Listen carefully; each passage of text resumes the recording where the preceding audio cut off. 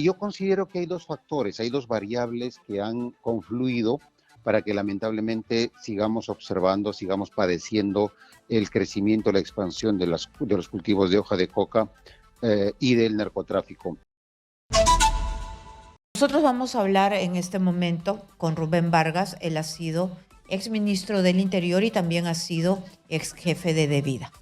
Bienvenido, señor Vargas, a Exitosa. Karina, muy buenos días, muy buenas tardes, perdón. Encantado de estar contigo. Muchas gracias por estar aquí en Exitosa. Por favor, ¿usted nos puede explicar cuáles son los motivos para que se haya extendido en un 18% las hectáreas de estas plantaciones de hoja de coca que van al narcotráfico en nuestra nación y precisamente en el Brain, y el Brain que tiene una gran cantidad de dinero para la erradicación del narcoterrorismo? Karina, yo considero que hay dos factores, hay dos variables que han confluido para que lamentablemente sigamos observando, sigamos padeciendo el crecimiento, la expansión de los cultivos de hoja de coca y del narcotráfico. El primer factor tiene que ver con el desgobierno y con la claudicación que hemos visto durante el gobierno de Pedro Castillo. Como bien has estado recordando, durante ese gobierno, Devida se convirtió prácticamente en una organización cocalera, al servicio de las organizaciones cocaleras. Y desde el gobierno central, desde la PCM, manejado por el señor Aníbal Torres, el mensaje que se sacó respecto al tema de la coca ilegal es que iban a ser legalizadas toda la producción nacional de la hoja de coca, a sabiendas que el 95% termina convertido en cocaína. El otro mensaje que el gobierno sacaba era de que no iban a erradicar en el BRAE.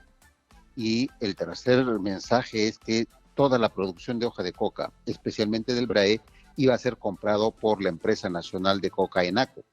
Entonces, este mensaje llegó con mucha potencia a las cuencas cocaleras, especialmente al BRAE, donde finalmente el campesino entendió de que el gobierno no iba a erradicar, iba a legalizar e iba a comprar toda su producción de coca. Entonces ese mensaje sirvió como un aliciente para que siguieran sembrando más coca y eso por supuesto se entiende, se participó en esta expansión importante de cultivos de hoja de coca articulados a la cocaína en el BRAE. Y la segunda variable tiene que ver también con la fuerte presión de los mercados internacionales de la cocaína.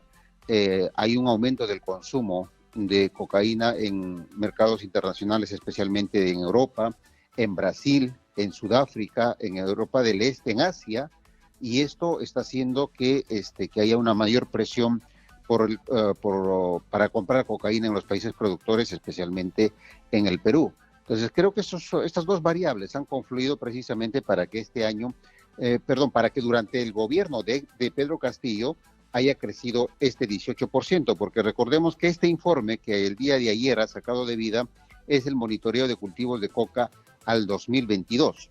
Así es, usted me dice precisamente, es el monitoreo 2021-2022 que calza perfectamente en el gobierno de Pedro Castillo. Para tener las cifras claras, en el 2021 fueron 80,000 hectáreas y de hoja de coca en el Perú, y en el 2022 hay según este monitoreo, hay un total de 95,000, ¿no? Es un aumento de 18%. Me dice que esto se debe a una política de Estado, porque si ya me dice que participa la PCM con Aníbal Torres y hemos visto a nosotros, a congresistas como Bermejo, ir hasta el Brain, ir a estas cuencas cocaleras y tener un discurso similar al de la PCM, entonces es una política de Estado. Nada podía hacer, ya yo creo, disminuida la DIRANDRO, la Policía Nacional, contra esta política de Estado. Contra la política, yo no diría de política de Estado, sino contra la política que promovió el y gobierno. que ejecutó el gobierno de Pedro Castillo y su Consejo de Ministros. ¿Y eso no es una política de Estado? No, porque hay una política nacional de lucha contra las drogas. Esa es la política del Estado contra las drogas que fue aprobado durante el gobierno de transición de Francisco Sagasti, la primera política nacional. Claro, pero quien está en el gobierno Esa política, empuja o no empuja. claro, entonces esa política nacional de lucha contra las drogas está alineada inclusive con los acuerdos del Acuerdo Nacional. Entonces yo considero que esa es la política nacional y lo que tuvimos durante el gobierno de Castillo es la claudicación, el abandono de esa política de Estado por más bien una promoción de los cultivos ilícitos y el facilitamiento del tráfico de drogas. Recordemos, Karina, que precisamente a pedido del congresista Bermejo y de otros personajes cercanos a los intereses de la coca, se realizó un Consejo de Ministros descentralizado en el BRAE, en el corazón del BRAE, y en donde precisamente eso fue en abril del 2022. Se pidió un aeropuerto, ¿se acuerda? Y exactamente, se entró en discusión la construcción de un aeropuerto y otra serie de despropósitos, y allí el vocero del gobierno, es decir, el presidente del Consejo de Ministros, anunció que iban a comprar toda la producción de hoja de coca del BRAE, como dije, a sabiendas de que el 95% termina convertido en cocaína.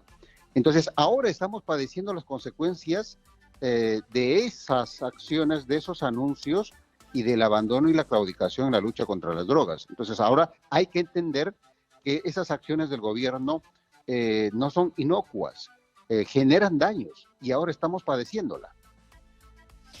Muy bien, usted me acaba de decir algo bastante importante y se puede dejar en la impunidad. Es decir, esto es consecuencia de un acto de gobierno, de la claudicación de una política de Estado que estaba en papeles, pero que simplemente se borró durante todo este tiempo. Usted me ha dicho que se ha facilitado el tráfico ilícito de drogas y esto queda en evidencia, porque aquí está el aumento de las hectáreas de drogas. Según la República, en la frontera de Perú con Colombia se advierte la presencia de grupos militares que pertenecen a las FARC. Y no solamente eso, sino que en Ucayali hay sicarios de organizaciones criminales del narcotráfico que actúan impunemente. Todo esto pues es una consecuencia, va de la mano de el narcotráfico, así como la trata trae una serie de delitos anexos, el narcotráfico también. Sin ninguna duda, Karina, el problema que tenemos en la zona de el Bajo Amazonas, la región Loreto y la región Ucayali, que es geográficamente, para que nos ubiquemos mejor, la confluencia de los ríos Ucayali y Amazonas. Desde mi punto de vista, Karina, estamos viendo el nacimiento del segundo BRAE. ¿Por qué digo esto? Porque si revisamos un poco de historia, en los últimos informes precisamente de DEVIDA y de Naciones Unidas, nos están señalando que en los últimos 4 años, inclusive 5, hay un crecimiento exponencial, un crecimiento geométrico de la hoja de coca ilegal en la confluencia de esos dos ríos, del ¿En dónde Ucayali y del exactamente? Amazonas. Ucayali y Amazonas. Exactamente, en los ríos, en la confluencia de los ríos Ucayali y Amazonas, digamos, hablando en regiones, la región Ucayali y la región Loreto. El nuevo Braen. Ese es el nuevo Braen, desde mi punto de vista, porque en Loreto, en el Bajo Amazonas, hay una explosión de cultivos de hoja de coca. Y en todo el curso del Ucayali también, especialmente en Aguaitía, en Callería, en Contamana, no solamente cultivos de coca, sino narcoaeropuertos. Entonces, se está reconfigurando un poco el mapa de la coca ilegal y del narcotráfico en el Perú, con ese crecimiento exponencial en esta zona que te estoy mencionando y que tiene directa relación con el consumo de cocaína que viene desde Brasil. Lamentablemente el Brasil se está convirtiendo en un consumidor insaciable de drogas cocaínicas y al mismo tiempo en plataforma de embarque de estas drogas hacia Europa y hacia Sudáfrica. Entonces, esta es una característica del narcotráfico en el Perú que va a seguir empujando a mayor expansión de la coca ilegal, y obviamente esto nos tiene que llamar muchísimo la atención y cuidado, porque si no podemos con el BRAE, imagínate ahora con un territorio en el nororiente tomado nuevamente por el narcotráfico y por el crimen organizado vinculado a esta economía ilegal. La situación cada vez se complejiza más como consecuencia de esta falta de autoridad y de desgobierno y de abandono de Castillo y de los gobiernos de turno. Muy bien, del gobierno de turno también me ha dicho, es decir, el gobierno de turno... Y de los gobiernos de turno. Pero, a ver, hablemos un poco de qué es lo que está haciendo el actual gobierno. Lo que tendría que hacer es, por ejemplo, fortalecer a la entidad rectora en la lucha contra las drogas, que es debida. Pero lamentablemente lo que estamos observando es la creación de una organización paralela de vida para que haga las cosas que tiene como atribución y funciones propias de debida, y sin mayor presupuesto y sin una mayor visión estratégica de la lucha contra las drogas. Me refiero a la creación de este comisionado o de esta comisión para que vea temas de desarrollo en el BRAE, que depende del viceministerio de gobernanza de la presidencia del Consejo de Ministros. Me pregunto, entonces, ¿para qué está debida? Segundo tema, el actual gobierno ha otorgado presupuesto absolutamente exiguo para que debida atienda el tema de la política antidrogas y especialmente de los programas de desarrollo alternativo. Es un presupuesto de hambre, es un presupuesto absolutamente exiguo que no le alcanza, no le va a alcanzar en absoluto para que siga atendiendo los programas de desarrollo alternativo que se venían trabajando desde hace años atrás. Debida no va a poder atender con programas de desarrollo, obviamente, que a esa coca que está creciendo en los ríos Ucayali y en Amazonas. Entonces la pregunta es, ¿cuál es entonces la estrategia? Porque lo que se había aprendido por las lecciones del Alto Huallaga es que la estrategia que funciona son estrategias integrales que están acompañadas de erradicación, de desarrollo alternativo, de interdicción, es decir, destrucción de laboratorios, de desarticulación de organizaciones vinculadas al tráfico de drogas y de la lucha contra el desvío de los insumos químicos.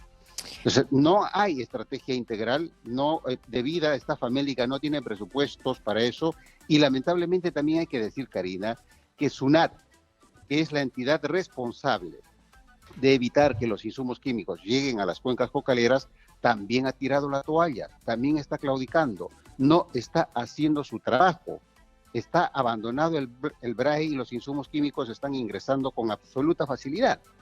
Me pregunto, de acuerdo, es un trabajo conjunto. Muy bien, ha quedado clarísimo. Muchas gracias a Rubén Vargas, ha sido exministro del Interior y también ha sido presidente de Vida, que nos ha dicho en blanco y negro qué es lo que está pasando en realidad. Terrible el paso del gobierno de Pedro Castillo y un reto para Dina Boluarte todo lo que tiene que hacer.